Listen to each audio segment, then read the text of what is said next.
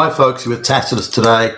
Tacitus today, your pushback channel, and thank you for joining this audio live stream. Please listen to this presentation as you would a radio broadcast. In this essay, I'd like to talk about how the British political establishment has been and was captured quite some time ago, I would argue, captured completely by the globalist, the forces of globalization, the globalist cabal.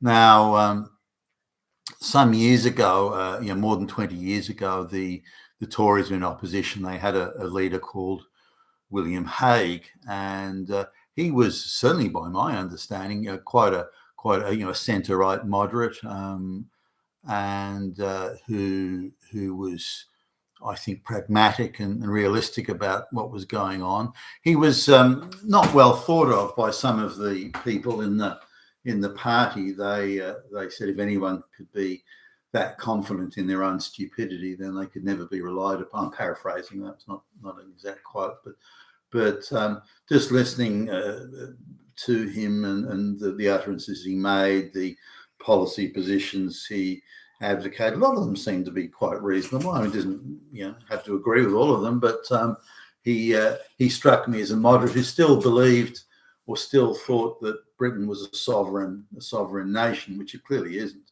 It's just a two-bit satellite of the globalist cabal these days.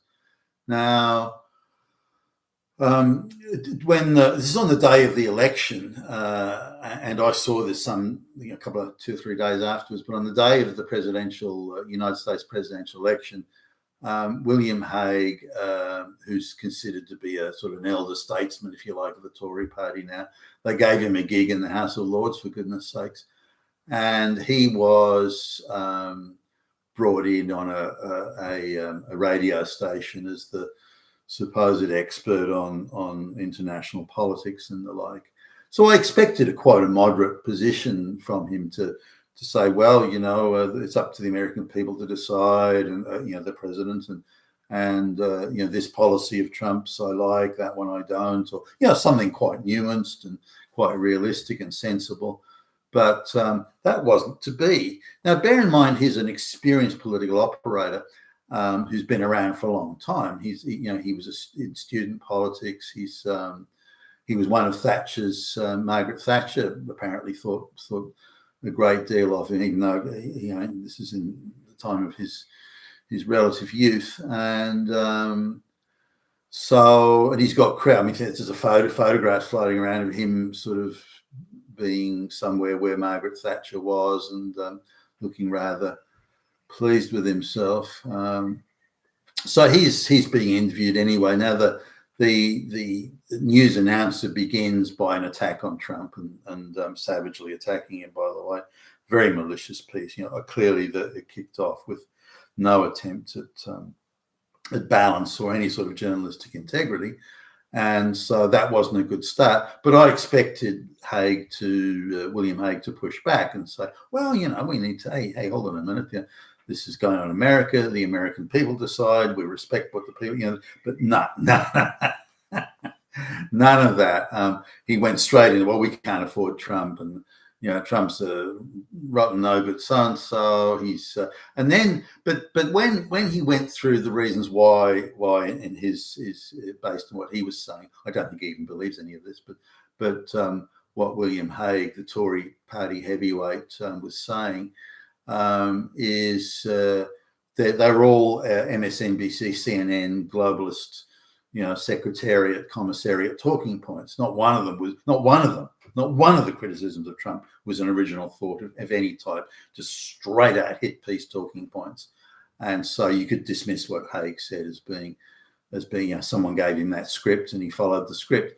But why would the Tory party heavyweight, I mean, he's not even in office anymore. It's he's not as I understand it, he's not a contender for prime minister, doesn't want the job. He's got a cozy gig, and why would he want to do it? Why would he care? I mean, he can say anything he wants now, or is he so horribly compromised that he can't?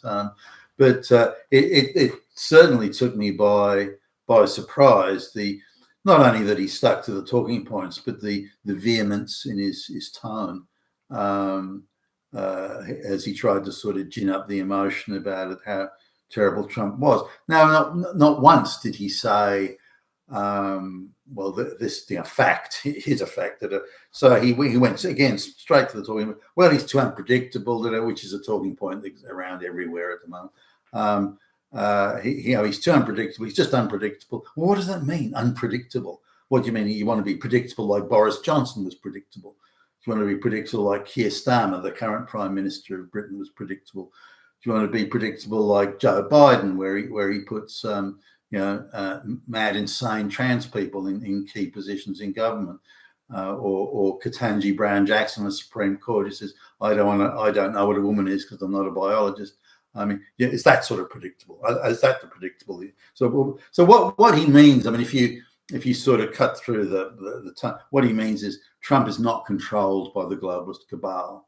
Therefore, if he was controlled by the globalist cabal, then we would know what he's going to do because we would be instructing him and telling him what to do. We, the globalist cabal, would tell him, do this, do that, the same way that the British Prime Ministers and British government is instructed and directed and told what to do by the globalists. But Trump isn't controlled by the globalists, and therefore we don't know exactly what he's going to do. Thus, he is unpredictable, and that is bad because unpredictable is code speak for we, the globalists, don't control him. Then it was, well, he's got no respect for the Constitution. He doesn't. I mean, wow. I mean, excuse me. Well, January 6th, he tried to overturn the government. I mean, by a rebellion. I mean, he was, and then that was ginned up. But that's not true. Trump didn't do that. Nor has it ever been proven. That's the defamatory rhetoric that ping-pongs around. But Trump never tried to do that at all. And everything that's been leveled at him in that has been lies, more lies again, and propaganda. So that Haig, a supposedly respected, eminent elder statesman and so on, would just rush off a CNN bullshit propaganda talking point. That to me was, what? I can't believe. So ideological capture doesn't fully describe it. I'm assuming that well, I don't know this for sure, of course. So it is possible that he's so severely compromised in some way that they've given him a script. Say this, buddy, or else. And because you had that impression that he felt he was obligated to say these things, whereas and certainly in my assessment or my estimation, he doesn't believe them and doesn't care if they're accurate or not. He's been told to read that script and he doesn't.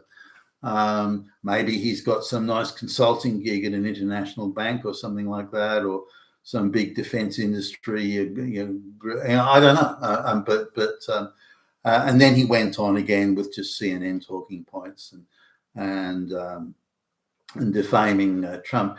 But if the American people did elect Trump, then they were all idiots and morons and Nazis and ill-advised. Whereas, those lower working class troglodytes, those knuckle-dragging feral creatures, they might vote for Trump. But the enlightened people, those young girls with lesbian dance theory degrees from fourth-tier colleges, they're the ones that should be making all the decisions. And on it went.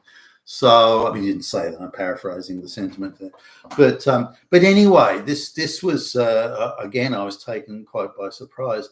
I mean, I thought reasonably well. I thought that previous generation of Tory leaders, such as William Hague and others, I thought that they would have a place in returning the British government to being a sovereign government of a sovereign nation, again, rather than some outpost of the globalist cabal. But that's clearly not the case now.